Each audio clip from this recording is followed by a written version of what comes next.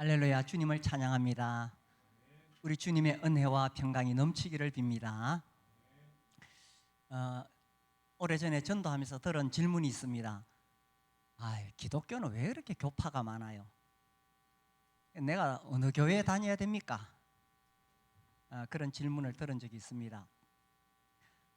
교파가 많다는 걸 제가 어떻게 다 설명할 수 있겠어요? 그냥 이렇게 이야기했어요. 하나님께서 다양한 꽃을 만드셨다. 장미, 백합, 많은 꽃들이 있죠. 그렇듯이 이 다양한 교파를 통해서 다양하게 예배를 받으신다. 이 강조점들이 조금씩 다르다 보니 다양한 교파가 생길 수밖에 없다. 그렇게 이야기했어요. 아무튼 이 기독교는 교파가 여러로 나눠 있기 때문에 이 한번 다 같이 모여보자. 그래서 이제 1910년에 스코틀랜드의 에딘버러에서 1차 세계 선교 대회가 열렸습니다. 교파를 초월해서 연합을 해보자는 운동입니다. 이제 그 이전에 사실 이제 선교사들이 그런 필요성을 느꼈습니다. 여러 교파가 이제 선교지에 왔는데 서로에게 도움이 필요한 거예요. 예를 들어서 이 장로교에서 성경을 번역했다. 그러면 굳이 따로 번역할 필요 없잖아요. 그걸 그대로 이제 받아서 쓸 수가 있겠죠. 선교지에서 이런 연합이 필요했습니다. 그래서 이제 그렇게 1910년에 모이고 이 모임이 점점 발전해서 1948년에 세계교회협의회라는 것이 생겼어요. WCC라고 알려져 있습니다. 그런데 이 WCC는 우리같이 보수적이고 복음주의적인 입장에서 볼 때에는 이 성경의 복음에서 이렇게 벗어난 부분이 많아요. 그러니까 여러 교파를 다 아우르다 보니까 혼합주의적인 성향이 있고 또 심지어 다른 종교도 이렇게 품으려고 하는 종교다원주의적인 성향도 있어요. 그래서 이 보수 복음주의에서는 WCC를 거부하죠. 우리나라에서도 전에 부산에서 한번 열렸습니다. 근데 이제 이제 이렇게 그래서 이렇게 좀 나뉘죠. 사실 1910년 이전에 19세기 초에 이런 교파를 초월하는 그런 연합운동을 한 단체가 있습니다. 사람들이 있습니다. 단체. 그런 어떤 운동이 있었습니다. 그 운동이 뭐냐 하면 브레드린 무브먼트입니다. 형제 운동이에요. 이 형제 운동은 이제 1827년 A.N. 그로브스가 세 가지 근간이 되는 정신을 이야기했는데, 우리가 매주일 모여서 주님을 기념하는 떡을 떼자. 우리가 이 교파를 초월해서 연합하자. 그리고 교파를 초월하기 위해서 매우 중요한 것은 이 성직자가 있으면 안 돼요. 이 성직주의가 결국 교파를 또 만들어내고 교파가 성직주의를 만들어내거든요. 그래서 비성직주의 이렇게 세 가지 정신을 이야기했습니다. 제가 여러 번 이야기해서 다 이해하시죠? 이제 그때 이 많은 사람들이 이런 생각을 했는 거예요. 이제 영국의 배경에서 영국에는 어쨌든 국교가 성공회입니다. 그리고 또 장로교 있죠, 침례교 또 있죠, 이런 여러 또 감리교 이렇게 여러 교파들이 있는데 주님을 믿는 우리가 왜 이렇게 나뉘어져 있느냐? 우리가 정말 주님을 중심으로 연합하자 하는 운동입니다. 그래서 그때 굉장히 중요했던 정신이 이 교파를 초월한, 교파를 뛰어넘는 그런 연합의 정신, 이게 굉장히 중요한 그 운동의 정신이었습니다.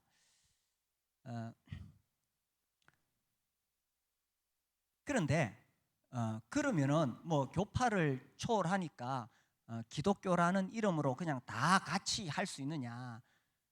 그렇진 않죠. 그렇게 되면 WCC처럼 되는 거예요. 심지어 우리나라에는 기독교라는 이름으로 많은 이단들이 있습니다. 그래서 매우 중요하게 생각했던 것이 떡을 떼는 것이었습니다. 이것은 우리가 조금 전에 시행한 성찬식이죠.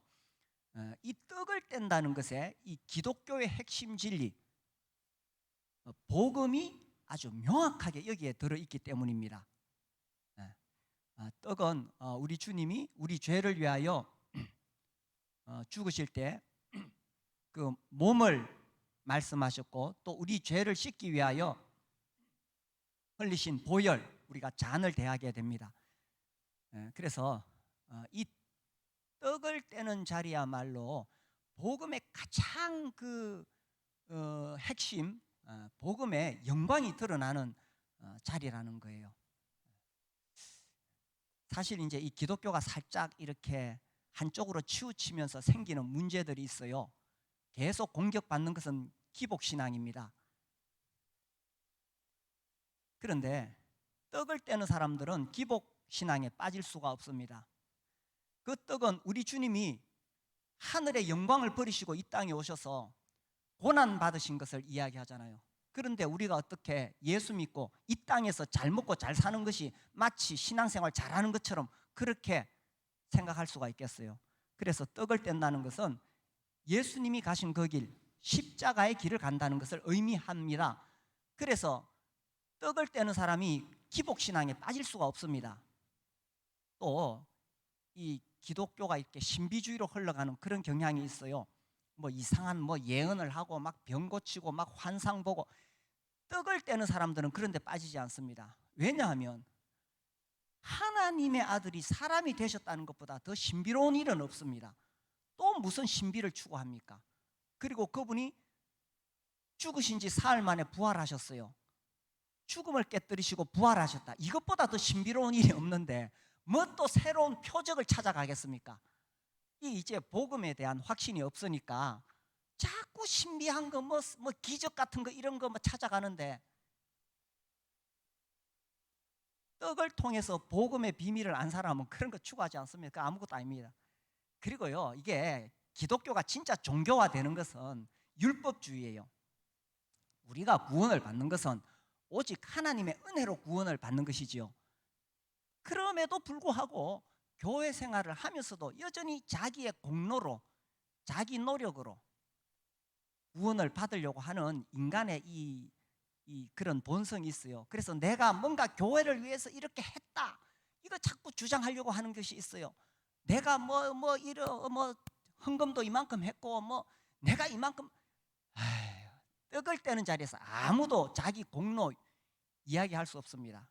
어떻게 하나님의 아들이 나를 위해 죽으셨는데 그 앞에서 내가 자랑할 게 있겠어요? 오직 구원은, 나 같은 죄인 구원받을 수 있는 길은 오직 하나님의 은혜뿐입니다. 우리 주님께서 십자가에서 다 이루셨다고 하셨기 때문에 우리는 떡을 떼는 자리에서 하나님이 얼마나 놀라운 일을 이루셨는지 노래하고 찬양할 뿐입니다. 우리는 성찬식에서 하나님 이거 해주세요, 저거 해주세요, 이런 기도 안 합니다.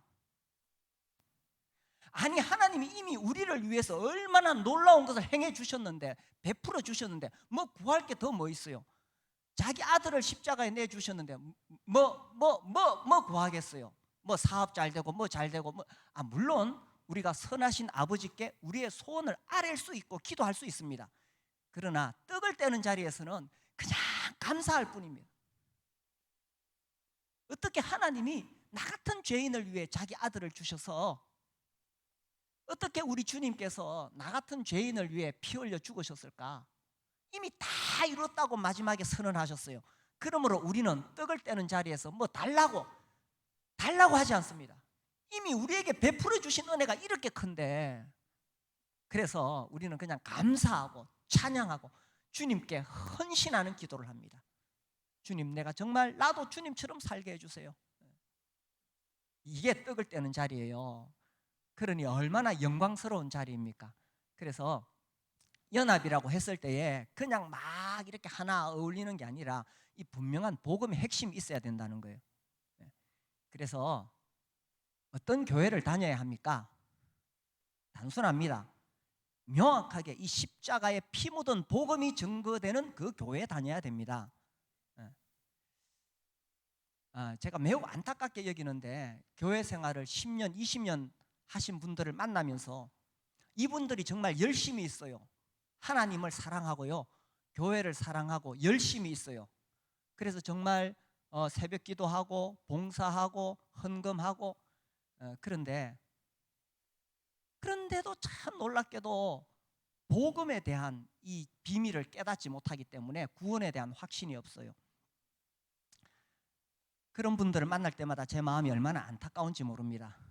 그런데 사람은 이 종교적인 열심이 있기 때문에 복음을 알지 못하고도 얼마든지 교회에서 충성 봉사할 수 있습니다. 인간에게는 어떤 신을 향한, 영원한 세계를 향한 갈망이 누구나 있어요. 그러다 보니 얼마든지 종교적인 열심을 낼 수 있다는 이야기입니다. 아니, 굳이 기독교가 아니더라도, 굳이 교회가 아니더라도 다른 종교에서도 그 자기가 믿는 종교를 위해서 목숨을 바치지 않습니까? 전 재산을 바치지 않습니까? 심지어 자기 아들을 제물로 바칩니다. 이 인간의 종교성이라는 거예요. 그런데 아무리 내가 열심히 해도 그런 열심, 어떤 인간의 노력으로 구원받는 것이 아니지요. 오직 복음을 통해서만 가능합니다. 하나님의 아들 예수 그리스도께서 내 죄를 위해 죽으시고 부활하신 이 복음 위에서 우리 고린도전서 15장 봅시다. 지금 수요일 저녁에 지금 고린도전서 15장 하고 있습니다. 1장부터 시작했는데 벌써 15장까지 왔어요. 고린도전서 고린도전서 15장. 여기 보면 1절부터 제가 읽어볼게요. 형제들아, 내가 너희에게 전한 복음을 너희에게 알게 하노니. 자, 복음을 전했다고 했죠, 그죠? 이는 너희가 받은 것이요 또 그 가운데 선 것이라. 자, 2절, 너희가 만일 내가 전한 그 말을 굳게 지키고 헛되이 믿지 아니하였으면 그로 말미암아 구원을 받으리라. 이 복음을 내가 잘 듣고 굳게 지키고 믿으면 구원을 받으리라, 이렇게 되어 있습니다. 자, 3절 4절 같이 읽읍시다. 내가 시작. 내가 받은 것을 먼저 너희에게 전하였노니 이는 성경대로 그리스도께서 우리 죄를 위하여 죽으시고 장사 지낸 바 되셨다가 성경대로 다시 살아. 복음은 예수 그리스도이십니다. 예수 그리스도 하나님의 아들, 그분이 복음이죠. 그런데 그분이 나를 위해서 얼마나 놀라운 일을 하셨느냐. 그래서 우리가 떡과 잔 앞에서 예배를 드리는 거예요. 얼마나 놀라운 일을 하셨느냐. 성경대로 우리 죄를 위하여 죽으시고, 나 같은 죄인 죽으시고 장사 지내셨다가 사흘 만에 다시 살아나셨습니다. 이것을 내가 마음으로 믿고 예수님을 나의 주인으로 모실 때에 구원을 받으리라. 그래서 어떤 교회를 다녀야 합니까? 어느 교파냐, 어느 교회냐, 그것 떠나서 이 십자가의 피 묻은 복음이 선명하게 전해지는 그 교회를 다녀야 한다는 것입니다. 저는 고등학교 1학년 때 이 복음을 듣고 구원을 받았습니다. 제가 다녔던 초등학교가 미션 스쿨이었어요. 그래서 주일날 그 주일학교를 했습니다. 불기둥 주일학교. 거기 가서 말씀을 들으면서 하나님이 계시다는 것을 알았습니다. 그리고 천국과 지옥이 있다는 것도 알았습니다. 그리고 실제로 믿었습니다. 그런데 어떻게 구원을 받을 수 있는지에 대해서는 배우지를 못했습니다. 제 마음에 어떤 막연한 두려움과 답답함이 있었어요. 이제 단지 내가 생각한 것은 내가 교회를 열심히 다니고 잘 섬기고 착하게 살면 그러면 구원을 받겠다, 이런 생각이 늘 있었습니다. 그런데 이게 되나요? 내 안에 죄의 본성이 있는데, 내 안에 죄가 있는데. 그래서 어떤 두려움이 있었어요. 그러다가 고등학교 1학년 때 복음을 들었습니다. 정말 나에게 복음이었습니다. 네가 노력해서 구원받는 게 아니야. 네 모든 죄를 위해서 예수님이 십자가에 죽으셨어. 그래서 그 예수님을 믿으면 구원을 받는 거야 라고 고등학교 1학년 때 들었습니다. 그날 제가 구원을 받았습니다. 정말 복음이었습니다. 복음은 복된 소식, 기쁜 소식이잖아요. 어떻게 해야 구원을 받는지 알지 못하던 나에게 하나님 살아계시고 천국과 지옥이 있는 것도 분명한데 어떻게 죄인인 내가 구원을 받을 수 있을까? 예수님이 다 이루셨다고 하셨어요. 그 예수님을 믿음으로 구원을 받는다. 이건 정말 복음이었습니다. 그래서 이 복음이 명확하게 전해지는 교회를 가야 한다는 것입니다. 요한 웨슬리의 꿈 이야기는 아주 유명한데 제가 설교 시간에 한번 말씀드렸나요? 다시 한번 이야기할게요. 요한 웨슬리 대단한 인물이죠. 18세기 영국을 변화시킨 주님의 종 감리교, 이분을 통해서 시작됐죠. 요한 웨슬리가 이제 꿈에서 천국에 갔어요. 천국이 얼마나 좋은지 기쁨과 찬송과 막 이 즐거움이 넘치는 그 천국에 갔어요. 천사를 만나서 물었습니다. 이 요한 웨슬리 평생을 복음을 위해 살았죠. 그래서 여기 이 메소디스트 운동을 한 감리교인이 얼마나 와 있습니까?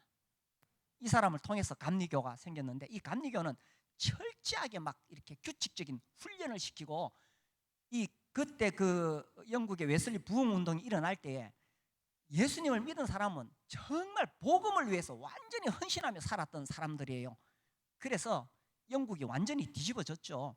이건 이 안 믿는 역사가들도 인정을 합니다.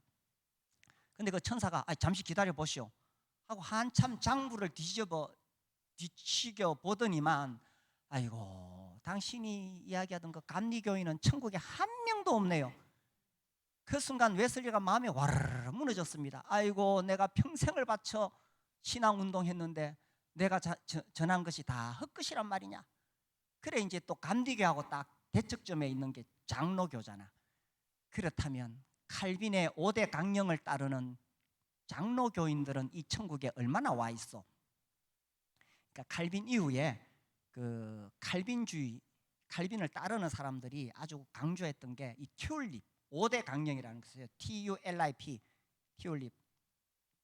인간의 전적 타락, 무조건적인 선택, 제한 속죄, 저항할 수 없는 은혜, 성도의 견인, 뭐 이런 5가지 5대 강령이 있어요. 이게 아주 복음을 명확하게 드러내는 중요한 핵심 원리예요. 그래 천사가 기다려 보시오 하고 장부를 뒤적여 보고는 아이고 그 장로교인 하나도 없네요. 그때 이제 웨슬리가 충격을 받고는 그렇다면 우리의 종교개혁은 실패란 말인가? 그렇죠. 로마 가톨릭에서 천주교에서 이제 종교개혁한다고 나왔는데 실패란 말인가? 그러면 여기 천국에 천주교인들만 잔뜩 있겠네요. 천사가 하는 말이 이제 뒤집어 보지도 않아. 천주교인도 한 명도 없어요. 그래 웨슬리가 깜짝 놀라서 그럼 이 천국에 지금 누가 와 있습니까? 천사가 싱긋이 웃으면서 하는 말이 어느 교파가 아니라 오직 어린 양 대신 예수 그리스도의 피로 죄 사함 받은 사람들만 여기 와 있어. 아멘이십니까? 어느 교파냐 어느 교회냐가 중요한 게 아니라 내가 정말 어린 양 대신 예수 그리스도의 피로 죄 사함 얻었느냐 하는 것입니다.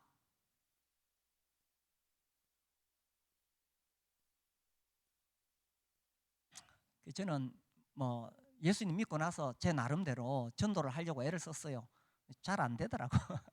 대학 가서 뭐 열심히 했더니만 뭐 친구 한 두셋 구원 받았어요. 그리고 이제 또 뭐 직장 생활 하면서 어쨌든 뭐 복음을 전하려고 애를 썼어요. 아니 뭐 구원 받으면 다 그렇게 사는 것이라고 생각했어요. 이 복음보다 더 놀라운 것이 없으니까. 이제 우리 교회가 시작되고 제가 이제 신학대학원을 갔습니다. 제가 거기서 들은 질문이 아직도 기억이 나요. 그때 이제 그 교장 선생님으로 은퇴하신 한 분이 연세 드신 분이 이제 공부하러 오셨어요. 저도 이제 교사 출신이니까 이제 저한테 묻더라고요. 형 뭐하러 왔어? 이렇게 묻더라고요. 그래, 아이 뭐 여기 당연히 공부하러 온 건데 그걸 뭐 또 대답할 필요가 있겠어요. 제가 뭐라 이래 하고 있으니까 이분이 하신 이야기가, 우리나라에 목사가 얼마나 많은데 뭐 할라고? 그게 아직도 기억이 나요. 지금 우리나라에 그 무인가 신학교까지 합치면 1년에 약 1만 명의 졸업생들이 쏟아집니다. 그 사람들이 이제 목사가 되는 거죠. 일에 많은데 뭐 할라고? 네. 그때 뭐 제가 뭐라고 그분에게 이야기할 건 없어요. 그런데 저는 분명한 답이 있었습니다. 나는 목사 되려고 교회 시작한 것도 아니고, 나는 목사 되려고 신학 배운 것도 아닙니다. 복음 전하려고 했던 거예요.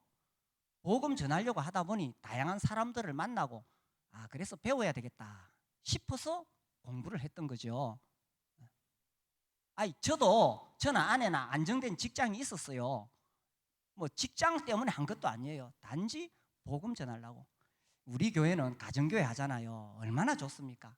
그때 우리처럼 이렇게 목자가 될 수 있는 길이 있었다면 저는 당연히 목자가 되었을 거예요. 영혼 구원하는 목자가 되었을 거예요. 그리고 이제 또 제가 들은 질문이 있어요. 우리가 이제 10년 전에 여기 예배당을 지어서 왔잖아요. 이 사람들이 지나가면서 저한테 찾아와가지고 뭐 이상한 질문들을 하는데, 그 중에 이상한 질문이 이런 거예요. 아이고, 예배당 잘 지었네요. 건축비가 얼마나 들었습니까? 아니, 자기가 그 뭐 알아서 뭐 하려고.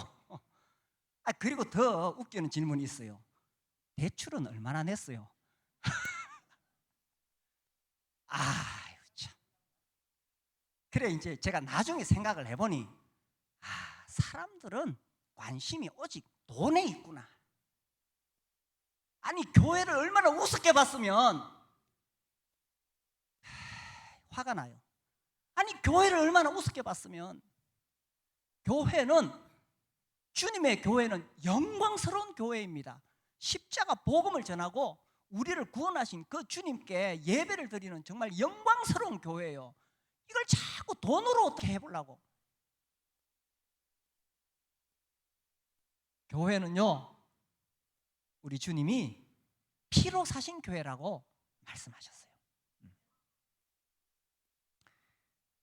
그래, 또 이제 이런 질문을 받았어요. 아이고, 다사에 이래 교회가 많은데 굳이 또 다사에 교회들이 많아요. 그래, 이제 제가 딱 그분에게 뭐 대답할 그런 상황은 아니었지만 저는 답을 가지고 있습니다. 교회가 아무리 많이 있어도 명확하게 복음을 전하는 교회들은 계속 세워져야 된다. 단지 종교적인 열심으로 다니는 것이 아니라 정말 명확하게 이 십자가의 복음을 통해서 구원받고 이 십자가 복음을 전하는 교회들은 대한민국에 계속 세워져야 됩니다. 그래서 어떤 교회를 다녀야 됩니까? 분명합니다. 이 십자가의 복음. 그래서 이 예수 그리스도를 통해서 죄 사함 받고, 이것이 너무 고맙고 감사해서 예수님을 주인으로 모시고 사는 것, 이것이 정말 최대의 소망이고, 결국 이 땅은 주님 말씀하시기를 하늘과 땅은 불사르기 위하여 간수하신 바되요. 그래서 불타버리겠지만 우리에게는 영원한 천국 소망이 있습니다. 사실 오늘날 교회를 다니면서도 이 천국과 지옥을 믿지 않는 사람들이 너무 많이 있습니다.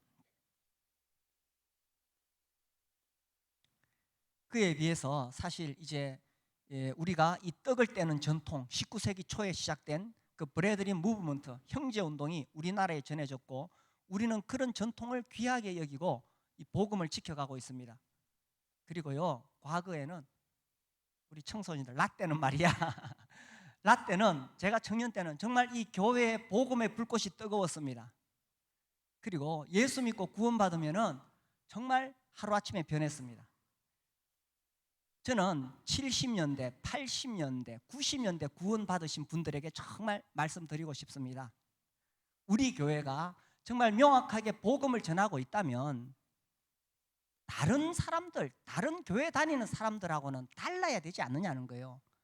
그러니까 또 보니까 아이 뭐 똑같아. 구원 받았다고 자기들은 뭐 천국 간다고 말하는데 또 형식적으로 예배도 매주 떡과 잔을 대하는데 보니 뭐 살아가는 거 보니 별로 차이가 없어. 똑같아.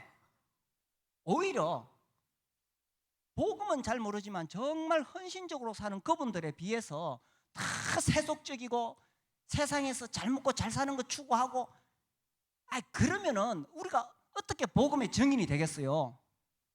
여기 제가 아까 우리 청소년들에게 라떼는 말이야 그랬는데, 우리 청년 시절 라떼는 말이야 70년대 80년대 그때의 구원받고 뜨거운 감격으로 정말 이 복음을 영광스럽게 했던 그분들이 알잖아요. 이 복음이 얼마나 놀라운 것인지 알잖아요. 그분들부터 시작해서 뭐 저를 비롯해서 이 복음이 얼마나 놀랍고 가치 있는 것인지 우리가 그렇게 살아내야, 그래야 사람들이 알아먹습니다. 이거 뭐 성경 펴놓고 막 설명한다고 요새 다 알아요. 그거 다 네이버 형님한테 물어보면 다 나와요. 요새 구글에 두드리면 다 나와요.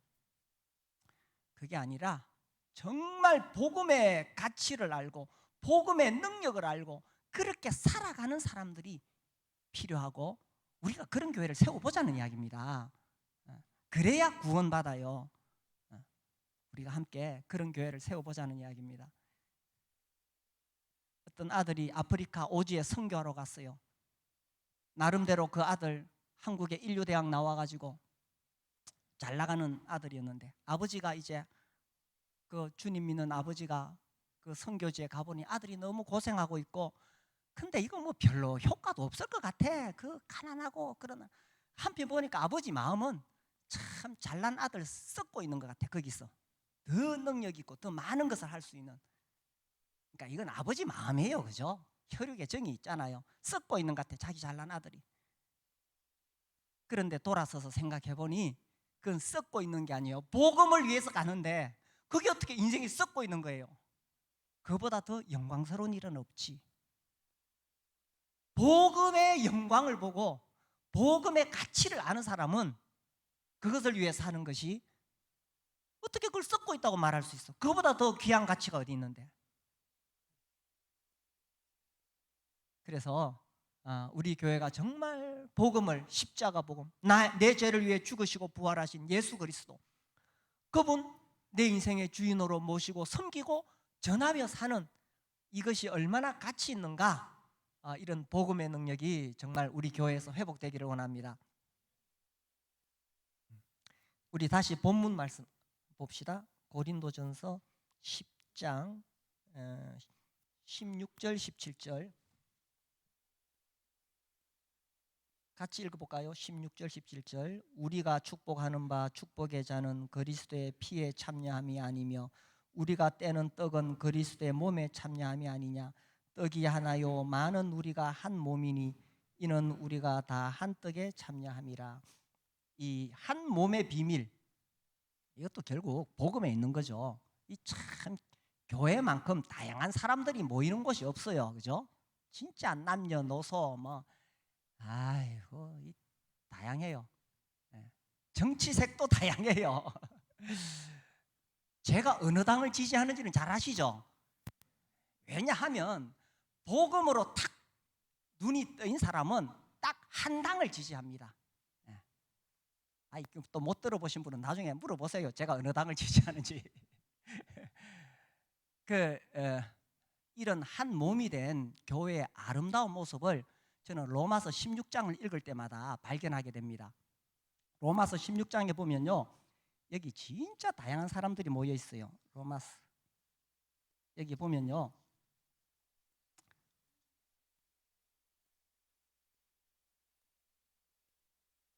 여기 이제 남자와 여자가 한 교회에서 떡을 떼고 있어요. 어쨌든 남자와 여자에는 지금은 뭐 자유롭습니다. 현대는. 그러나 고대 시대는 그렇지 않았죠. 그런데 더 놀라운 것은 유대인과 이방인이 떡을 뗀다는 거예요. 이거요, 우리는 지금 유대인에 대해서 잘 모르니까 뭐 그러려니 하지요. 유대인과 이방인이 한 자리에 앉아서 음식 안 먹습니다. 이건 정말 있을 수가 없는 일이에요. 그런데 이 복음의 비밀을 깨달으니까 유대인이든 이방인이든 한 떡에 참여하는 거예요. 이게 정말 획기적인 거예요. 그리고 여기 이름들을 쭉 조사해 보면 여기 이제 귀족들의 이름, 그러니까 궁궐에 있던 사람들의 이름, 왕가에 있던 사람들의 이름이 나오고, 또 뭐 9절에 8절에 예를 들어 암볼리아 이런 사람 노예의 이름. 우리가 왜 그 사람 그 마당쇠였다 이러면 마당쇠? 어느 정도 그 신분을 짐작할 수 있잖아요. 그러니까 고대 시대 이런 이름들을 쭉 이렇게 보면은 여기 뭐 이 8절에서 10절까지 보면은 11절까지 노예들의 이름이 나와요. 그리고 또 왕족들의 이름, 귀족들의 이름이 나와요. 이게 놀라운 거예요. 아니, 주인하고 노예가 한 자리에 앉아서 떡을 뗐다니까. 이게 있을 수가 있는 일이겠어요? 왜? 한 떡에 참여하는 것은 한 몸이 되는 것인데 왜 이게 가능했느냐? 복음 때문에 가능한 거죠. 인도에 그 초기에 선교하러 갔을 때 이게 굉장히 그 저항을 받았던 이유 중에 하나가 이겁니다. 인도는 카스트 제도가 철저하잖아요. 그 계급 제도가. 그래서 절대로 한 자리에 앉아서 음식을 먹을 수가 없어요. 그런데 이 복음이 들어가니까 그 계급을 뛰어넘어서 한 자리에 앉아서 떡을 떼거든. 그러니 그 고위층에 있는 사람들이 이 기독교를 계속 방해하고 그랬던 거예요. 이게요, 어떻게 가능하냐? 이게 교회의 비밀이고 한 몸의 비밀이고 복음의 비밀입니다. 교회는요, 사회적인 기준하고 다릅니다. 세상에 나가보세요. 다 빈부, 귀천으로 다 나눕니다. 교회는 절대로 그런 거 들어오면 안 돼요. 그가 어떤 직업을 가졌던 어떤 사람이든지 간에 복음으로 예수님 믿고 구원받으면 하나님의 자녀라는 존귀한 신분에 이른 거예요. 이래놓고도 마음속에 은근히 나누죠. 그러면 안 돼요. 그래서 이 교회는 한 떡에 참여하는 한 몸을 이룬다. 이게 어떻게 가능하냐? 복음 때문에 그런 거예요. 복음 때문에. 그래서 뭐 정치적인 색깔 다를 수 있어요. 다를 수 있어요. 그러나 우리는 한 몸이 될 수가 있습니다. 남녀노소 한 떡에 참여하는 거예요. 그렇죠, 그렇죠? 이게 바로 비밀입니다. 이 로마서 16장에 또 보면요, 이 3절에 보면 브리스길라와 아굴라 이야기가 나옵니다. 둘이 부부예요. 이 브리스길라와 아굴라가 어떤 사람이냐? 4절. 그들은 내 목숨을 위하여 자기들의 목까지도 내놓았나니 나뿐 아니라 이방인의 모든 교회도 그들에게 감사하느니라. 이 사람들은 이 사도 바울을 위해서 자기의 목숨까지도 내놓았던 사람들이에요. 이게 왜 가능했느냐? 물론 사도 바울하고 매우 친밀했죠. 함께 하다 보니까. 그러나 이 단순히 인간적인 정이 아닙니다. 이런 이야기. 옛날에 제가 오래전에 그 영화를 봤는데, TV에 영화 나오는데 예스 마담이라는 영화가 있었어요. 청소년들 모르죠? 액션 영화인데 거기 보면 이제 3명의 병사들이 아마 베트남전 같아요. 거기 갔는데 한 친구가 이렇게 지뢰를 밟았어. 그러니까 두 친구가 칼로 이렇게 그 흙을 다 파해가지고 지뢰를 해체했어요. 해체했으니까 이제 발을 떼야 되잖아. 근데 만에 하나 해체를 잘못했으면은 발을 떼는 순간 폭발하면은 다 죽잖아요. 그래서 지뢰를 밟은 이 친구가 두 친구에게, 야, 너희들 저리 가 있어. 혹시 모르잖아. 저리 가 있어. 이러니까 두 친구가 그 지뢰 밟은 그 친구의 양쪽 팔을 다 잡습니다. 양쪽에서. 우리는 죽어도 같이 죽는다. 와, 남자들은요, 그런 장면 보면 막 확 피가 끓어오릅니다. 그래서 삼국지 이야기가 인기 있는 거예요. 다행히 이제 안 터졌어. 그래서 이제 세 사람이 뭐 하여튼 똘똘 뭉치는데 이건 인간적인 의리, 인간적인 정의예요. 여기서 로마서 16장에서 하는 이야기는 단순히 그런 거 아닙니다. 복음 때문에 이 사도 바울이 복음을 위해서 자기 인생을 걸었고, 그래서 브리스길라와 아굴라가 보았을 때에 바울은 주님의 종, 복음을 위해서 하나님의 손에 쓰임 받는 사람인데 우리는 그를 위해서 목숨까지 내놓을 수 있어. 이게 단순히 인간적인 의리, 인간적인 정 아닙니다. 복음 때문에 그들이 그렇게 했다는 거예요. 교회가 한 몸이 될 수 있는 것은요, 물론 우리가 오랜 세월 함께 하면서 형제 자매로서 정을 나누고 또 이렇게 관계가 형성되죠. 그런데 또 살다 보면 또 갈등도 있고 어려움도 있어요. 사람 사는 세상에 갈등이 오지. 그러나 그럼에도 불구하고 우리가 한 몸이 되는 것은 복음 때문이라는 것입니다. 그래서 어떤 교회를 다녀야 합니까? 사실은 우리가 어떤 교회를 세워야 합니까? 라는 거죠. 그래서 정말 이 복음이 살아있는 그런 교회를 우리가 세우자는 거예요. 이제 이번 주에 이제 우리가 여름 수양회, 여름 캠프 가잖아요. 거기 가면 참 불편한 거 많을 거예요. 요즘은요, 우리 대한민국 생활 수준이 올라서 뭐 여행하면 다 5성급 호텔에 머물러요. 해외 가면은, 그죠? 이거 호텔 가면 뭐 편리하게 잘해줘요. 그런데 여행하다가 그 가가지고 한 방에서 지금 씻어야 되고 자야 되고 불편한 거 많아요. 그럼에도 불구하고 우리가 한 몸이라 좀 불편하고 힘들어도 이거를 우리가 실제 체험하는 것이 함께 자는 거예요. 이 5성급 호텔에 익숙해져 있는 높으신 분들 거기 가서 섬기는 거예요. 우리 주님이 그렇게 하셨잖아요. 그 하늘에 찬란한 영광을 버리시고 왜 이 땅에 오셨어요?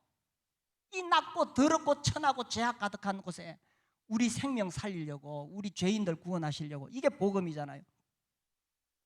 선교사들 선교지에 가보면 참 힘들어요. 한 선교사님 그런 이야기를 하더라고. 거기서 제대로 못 먹고 힘들어서 어느 집에 갔는데 이 동남아, 필리핀, 뭐 미얀마 이런 데는 우기 때는 땅이 완전히 잠겨서 발목까지 이렇게 막 심지어 무릎까지 이렇게 물이 차요. 물이 확 오면 한 집에 가니 어떤 그 사람이 하도 불쌍해 보였는지 닭을 잡아가지고 주는데, 닭을 잡아가지고 이제 털 벗기고 잡았잖아, 닭을. 그 닭을 이제 마지막에 헹궈야 되잖아. 그 흙탕물 이렇게. 그러는데 거기다가 이렇게 닭을 헹가가지고 자기 딴은 깨끗이 하려고 이렇게 흙탕물 헹가가지고 이거 삶아 잡숫고 힘내라고. 그분이 왜 그렇게 했겠어요? 단순합니다. 복음 때문에. 복음 때문에. 나를 위해 죽으시고 부활하신 예수 그리스도, 그분을 섬기고 전하기 위해서. 우리 교회에 정말 이 복음의 생명이 살아있는 그런 교회가 되도록 우리 그렇게 합시다. 우리 먼저 구원받은 사람들, 우리 안에서부터 이 복음의 영광이 드러나도록.